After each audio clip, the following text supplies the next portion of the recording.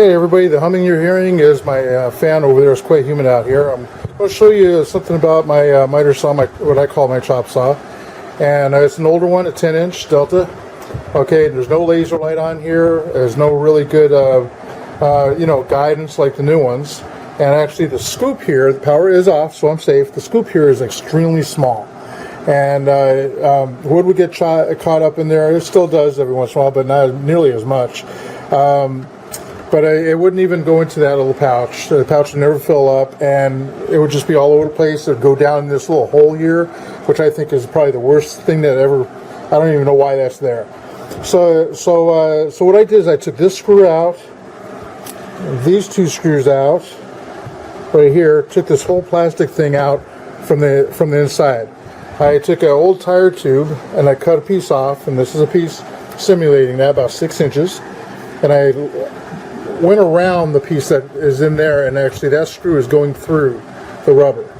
Alright, so these aren't going through, but it's holding it tight in there, and I need to show you just precisely how this works. Now I have it hooked up to the shop vac.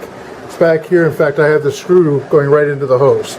I have both of these going into a surge protector over here, and when I hit this button, everything has power to it, and then I hit it and power's off. So let me put a piece of wood there, and I'm going to show you. It's going to be noisy, but I want to show you just how well this does. Got a little piece of wood there. I don't need any guidance for it at all. It should stay.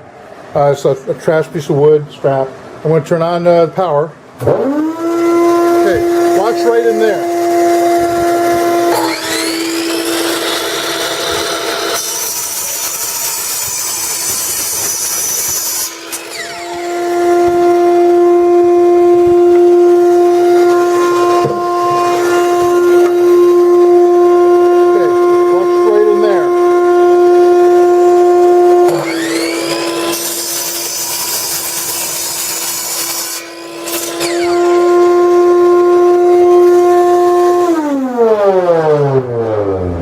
Pretty darn cool, and you know what?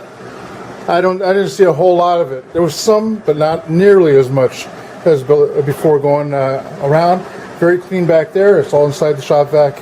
That's down under there. So just an idea for you. A little piece of inner tube goes a long way. Hang on to them. I tell you, all this work with this double-sided deck that we did today, all the cutting that I did on this chop saw, and my shop vac died on me.